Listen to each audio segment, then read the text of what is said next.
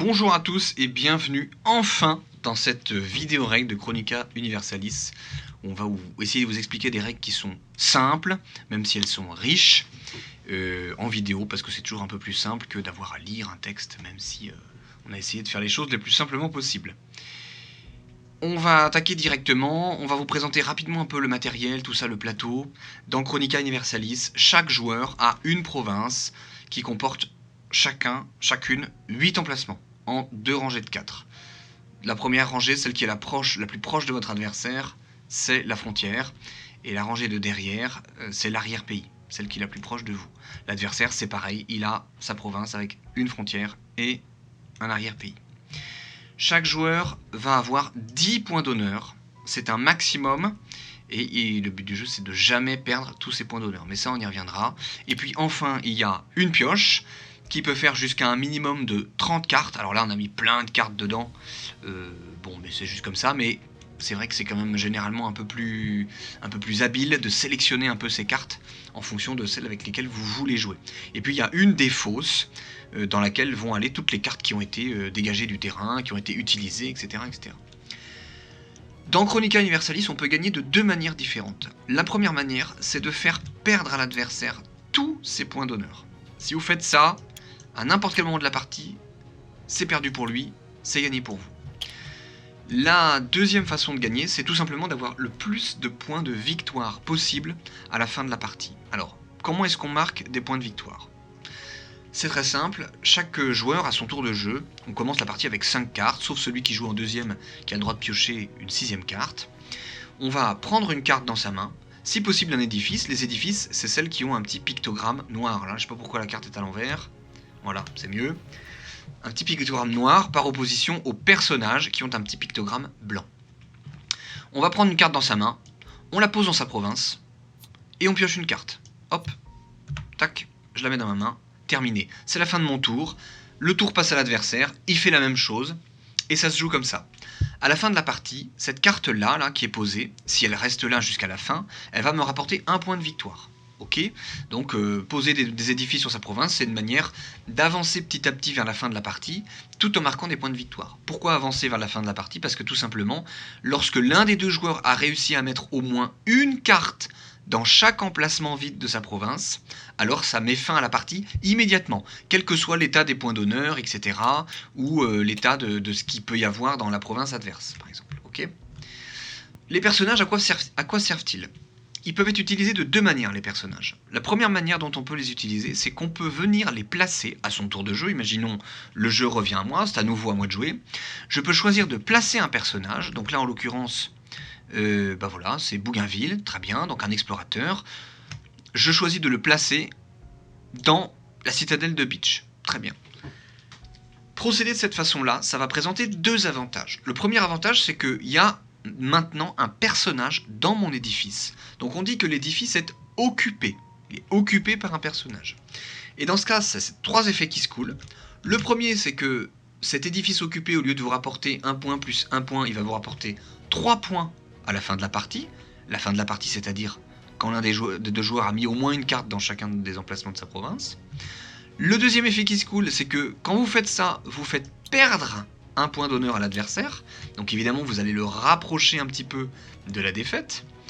Et le troisième super effet, c'est que quand vous faites ça, toutes les caractéristiques des cartes vont s'additionner 2 à 2. Voilà. Donc ça va me permettre d'introduire les caractéristiques des cartes. Chaque carte est affectée de 3 caractéristiques différentes. Il y a l'érudition, symbolisée par un grimoire, le prestige, symbolisé par une couronne de laurier, et puis la guerre, symbolisée par une épée. On reviendra sur tout ça juste après. Ça, c'est la première façon dont on peut utiliser les personnages. Les édifices, eux, ils peuvent être placés dans votre province, 1 point c'est tout. Maintenant, vous allez me dire, ok, très bien, l'adversaire il peut jouer des édifices, il peut jouer des personnages, mais comment je fais moi pour le contrer ? Comment je fais pour l'empêcher de gagner, pour l'empêcher de compléter sa province ? Eh bien, c'est là que les personnages vont aussi intervenir. C'est qu'avec vos personnages, vous pouvez lancer des actions contre la province adverse. C'est-à-dire que vous allez sélectionner un personnage de votre main et vous allez le lancer à l'attaque d'un édifice. Donc là, je prends ce personnage-là dans ma main, et puis je déclare une action contre cet édifice qui se trouve dans la province adverse parce que je veux le dégager de cette province-là, pour une raison X ou Y. Ok ? Dans ce cas-là, on va résoudre l'action de la façon suivante. On va regarder le domaine qui, sur la carte adverse, est entouré d'un petit cercle. Et il est aussi dans un fanion à double pointe. Ça, c'est le domaine de prédilection de la carte. Vous voyez que le domaine de prédilection de cette carte-là, c'est l'érudition, avec une valeur de 5. Ok ? Et le domaine de prédilection de cette carte-là, c'est le prestige, aussi avec une valeur de 5.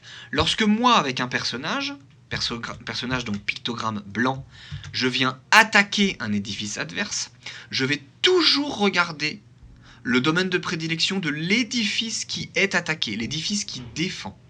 Je considère ce domaine de prédilection-là, je regarde la valeur de ma propre carte, celle avec laquelle j'attaque, dans ce même domaine, même si ce n'est pas mon domaine de prédilection, on regarde toujours le domaine de prédilection de la carte qui défend. Je vois que c'est 5 contre 4, à mon désavantage, donc je vais tout simplement perdre un point d'honneur. Ok ?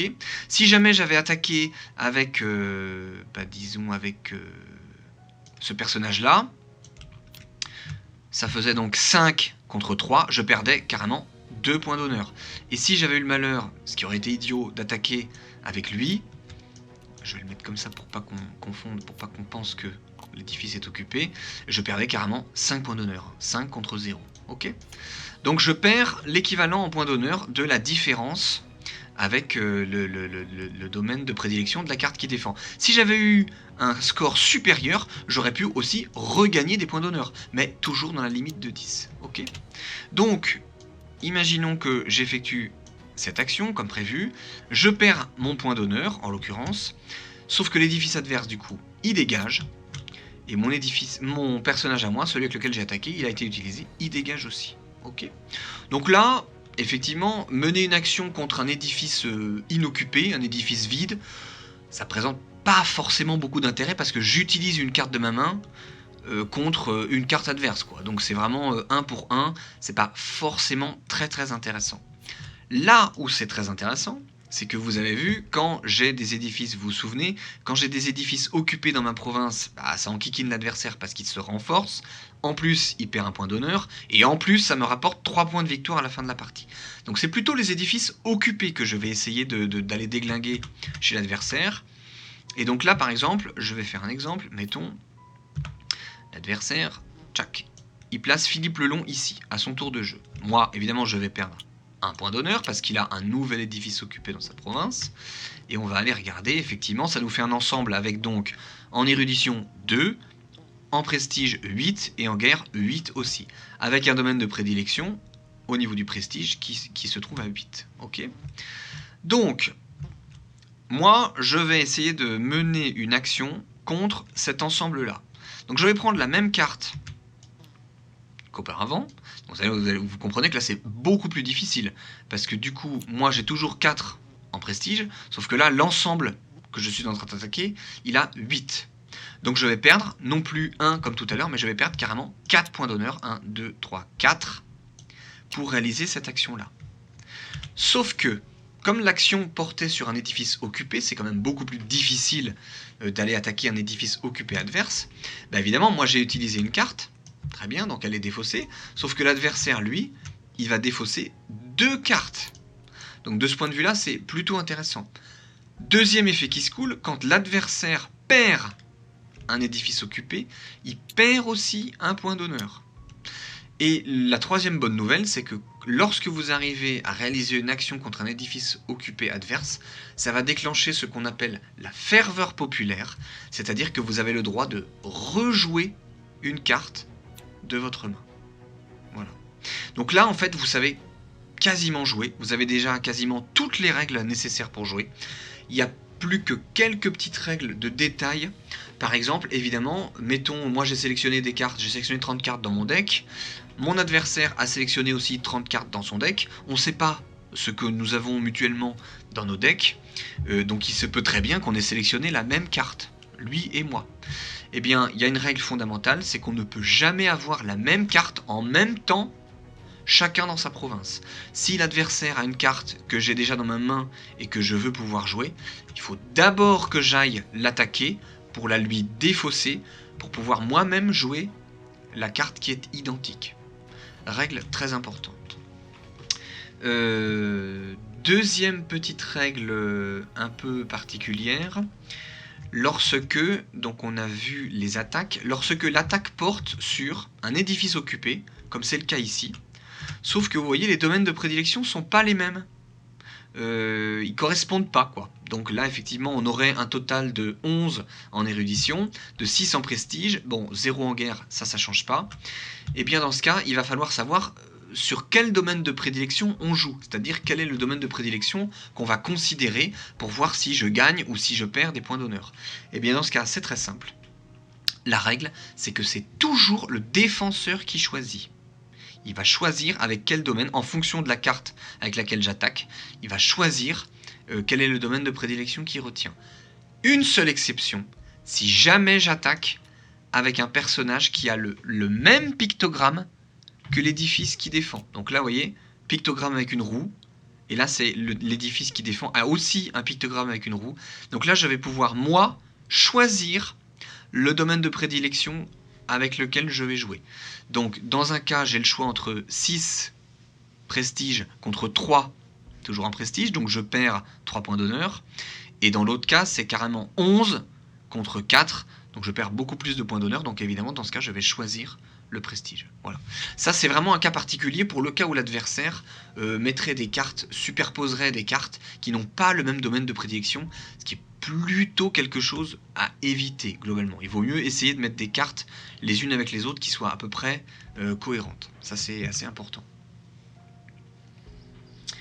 Nouvelle petite règle un peu particulière qui va venir épicer, parce que effectivement là, ce qu'on a présenté, c'est qu'en gros les édifices, ils peuvent être placés, ils peuvent être joués que sur votre province, alors que les personnages, ils peuvent être joués à la fois sur votre province, et à la fois ils peuvent réaliser des actions. Donc ce qui va venir compenser ça, c'est que les personnages, ils sont beaucoup plus fragiles. Je vais juste reconstituer un petit peu ma main, hop, voilà, avec quelques petites cartes comme ça. Très bien, hop. Les personnages, ils peuvent être joués comme des édifices, c'est-à-dire tout seuls dans un emplacement vide de votre province, c'est-à-dire pas dans un édifice. Vous avez parfaitement le droit de les jouer comme ça. Si c'est le cas, ça vous rapporte un point de victoire en fin de partie, et puis ça vous rapproche un petit peu plus de la fin de partie, puisque vous complétez un emplacement vide de votre province. Simplement, si vous faites ça, c'est-à-dire mettre un personnage pas dans un édifice, ça devient un personnage errant. Et les personnages errants, ils sont extrêmement vulnérables, parce que si, moi, je pose un édifice dans un emplacement vide de ma province, où qu'il soit, ici, je peux choisir d'accueillir un personnage errant qui se trouve sur la province adverse. Et carrément, je le prends dans mon édifice. Dans ce cas-là, on fait comme si c'était une action de l'édifice que j'ai posé contre le personnage. Donc on va regarder le domaine de prédilection du personnage. Donc ici, c'est l'érudition. Moi, mon édifice en érudition, il a 2. Le personnage que j'accueille, il a 7 en érudition. Donc je vais perdre 5 points d'honneur. Donc effectivement, c'est important. 5 points d'honneur, c'est la moitié du capital maximum. Donc pour faire ça, effectivement, il faut quand même avoir un petit peu de marge. Là, par exemple, j'ai pas du tout de marge. Voilà. Donc je pourrais pas faire ça, mais si j'étais un petit peu mieux fourni en points d'honneur, je pourrais tout à fait choisir d'accueillir le personnage. Et dans ce cas, non seulement mon adversaire perd une carte de sa province, mais en plus, comme j'ai un nouvel édifice occupé, il perd un point d'honneur, et cet édifice occupé me rapportera 3 points de victoire en fin de partie. Voilà. Quand vous faites ça, il faut juste pas oublier de mettre un petit jeton, un petit quelque chose sur la carte que vous accueillez, des petits jetons comme ça. Voilà, comme ça vous la mettez sur la carte, comme ça quand elle va à la défausse, vous vous souvenez que c'est la carte de votre adversaire, donc il faut que vous la mettiez dans la défausse de l'adversaire pour pas embarquer ces cartes chez vous. Voilà. Nouvelle règle très très importante.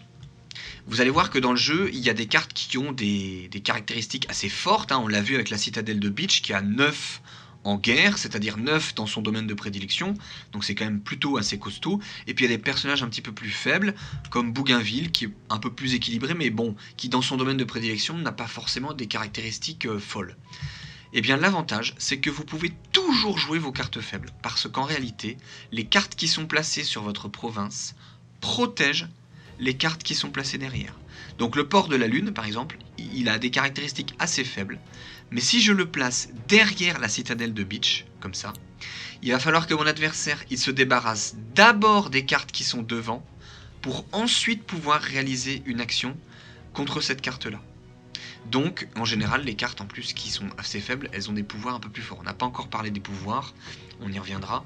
Mais donc cette règle-là, elle vous permet toujours de placer vos cartes un petit peu plus faibles, dès lors que vous les protégez correctement par des cartes qui sont placées sur votre frontière. Donc là, on a vu les règles principales, on a commencé à voir aussi des petites règles un petit peu particulières.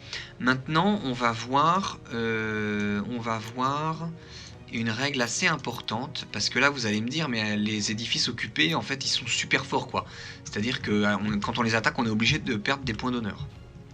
Oui, c'est vrai qu'ils sont forts. C'est pour ça qu'il y a ce qu'on appelle la règle des renforts. Lorsque je déclare une action, par exemple ici, voilà, avec cette carte-là, j'attaque ici. Donc là, je suis destiné à perdre 5 points d'honneur, hein, si vous avez bien compris. 5 plus 3 contre 3. On considère toujours le domaine de prédilection de la carte de l'édifice qui défend. Ok. Donc là, je dois perdre 5 points d'honneur. Eh bien, j'ai le choix, si je veux, de faire intervenir un deuxième personnage en renfort. Ce personnage, il peut venir soit de ma province, comme ça, soit il peut venir aussi de ma main. Donc là, par exemple, je joue une deuxième carte de ma main. Auquel cas, les caractéristiques des deux cartes que j'ai jouées vont aussi s'additionner 2 à 2.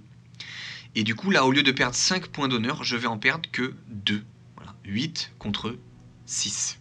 Ok. Donc ça, c'est l'avantage. L'inconvénient, c'est que du coup, vous défaussez évidemment vos 2 cartes. Donc ça vous coûte quand même un peu plus cher en cartes. Même si l'adversaire, il défausse aussi ces 2 cartes. Donc ça, c'est la bonne nouvelle. Et l'inconvénient, c'est que vous, à la fin de votre tour, vous ne piochez toujours qu'une seule carte à la fin de votre tour. Donc il ne faut pas abuser des renforts, parce que très vite, vous allez vous retrouver avec de moins en moins de cartes dans votre main. Ok. Surtout que là, l'édifice était occupé. Donc l'adversaire, il perd un point d'honneur. Ça va lui ôter 3 points de victoire à la fin de la partie, et j'ai le droit de rejouer, si vous vous souvenez bien. C'est la ferveur populaire. Quand je réalise une action contre un édifice occupé adverse, j'ai le droit de rejouer. Donc là, si je bénéficie de cette possibilité et qu'effectivement je rejoue, je vais encore vider ma main un petit peu plus. Alors c'est bien, je complète ma province, mais ça me laisse de moins en moins de possibilités et de marge de manœuvre pour la suite de la partie. Donc il faut vraiment faire attention avec les renforts, pas en abuser. Et ça nous amène à une autre particularité du jeu, c'est que chaque carte est affectée d'un pouvoir spécial. Donc ça peut être des pouvoirs bénéfiques. Voilà. Par exemple, cette carte-là, je la joue, je perds un point d'honneur, tchac, et je pioche une carte. Donc là, pas mal. Si j'ai de moins en moins de cartes dans ma main, le fait de jouer cette carte, certes, ça va me coûter un point d'honneur, mais ça va me permettre, de piocher une carte. Voilà. Donc ça, c'est pas mal. Cette carte-là, vous voyez, c'est plutôt une contrainte. Doit être placée dans votre arrière-pays. Lorsque vous déclenchez une ferveur populaire, c'est-à-dire vous réalisez une action contre un édifice occupé adverse, et bien lorsque vous réalisez une ferveur populaire, piochez une carte. Donc là pareil, c'est pas mal. C'est des cartes de pioche, c'est des cartes qui vont me permettre de renflouer ma main au fil de l'eau pour avoir de plus en plus de possibilités, de plus en plus de latitude et ne pas être enfermé. Par exemple, là j'ai que des personnages. Donc là par exemple, je peux pas continuer à construire ma province pour essayer de terminer la partie le plus vite possible. Ok. Donc c'est assez important d'avoir des cartes qui ont des caractéristiques un peu faibles, mais qui ont des pouvoirs spéciaux qui sont un peu plus cool. Une autre petite règle spéciale, si à un moment donné dans la partie, vous ne voulez pas jouer, ou vous ne pouvez pas jouer, rien ne vous empêche de vous défausser d'une carte. Et dans ce cas, vous piochez 2 cartes. Voilà. Bon, ça c'est vraiment une possibilité à éviter. C'est vraiment si vous êtes coincé, parce que ça revient à passer votre tour en fait. Quand vous faites ça, vous passez votre tour et c'est à l'adversaire de jouer.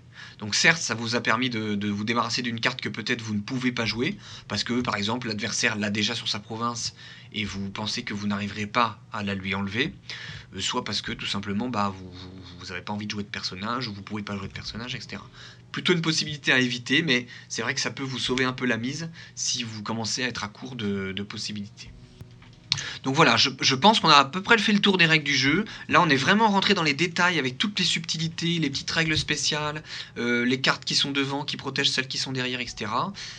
Juste une chose qu'il faut bien avoir en tête, c'est que quand la partie se termine, et j'insiste vraiment là-dessus, si par exemple, voilà, j'ai ma province qui est comme ça, bon là il y a plein de personnages errants, hein, donc c'est une situation un peu aberrante, évidemment si l'adversaire il voit en face de lui une province comme ça, il va accueillir tous les personnages qu'il peut chez lui. Mais si je constitue ma province de cette façon-là, la partie s'arrête, puisqu'il y a au moins une carte dans chaque emplacement de ma province, et ça me fait un total de 8 points de victoire. Sauf que si en face l'adversaire il est un peu habile, alors je vais réutiliser les mêmes cartes comme ça va me faire gagner du temps. Voilà, on va mettre des édifices et puis on va mettre quelques personnages dedans. Voilà. Si l'adversaire en face il a une province qui est comme ça, bah effectivement elle est largement vide. Il n'empêche que lui il a 3 et 3, 6 et 3, 9 points de victoire. Alors que moi avec ma province remplie d'une seule carte par emplacement, je n'ai que 8 points de victoire. Donc c'est une course, certes, mais il faut quand même faire attention aussi à ce qu'il y a en face dans la province de l'adversaire. Voilà, je pense qu'on a à peu près fait le tour. De toute façon, dans la nouvelle édition du jeu, qui est en ce moment en campagne sur Ulule, là c'est la toute fin de la campagne Ulule, il y a une synthèse des règles du jeu qui est inclue dans le paquet de cartes. Vous n'avez même pas à aller sur internet et normalement cette synthèse elle doit déjà vous permettre de jouer pleinement au jeu, sachant que encore une fois là on a vraiment fait le tour exhaustif des règles du jeu et on est vraiment rentré dans tous les détails des cas particuliers, des règles spéciales, etc. etc.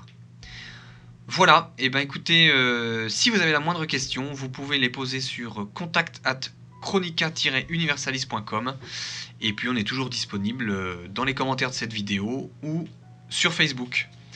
A très bientôt.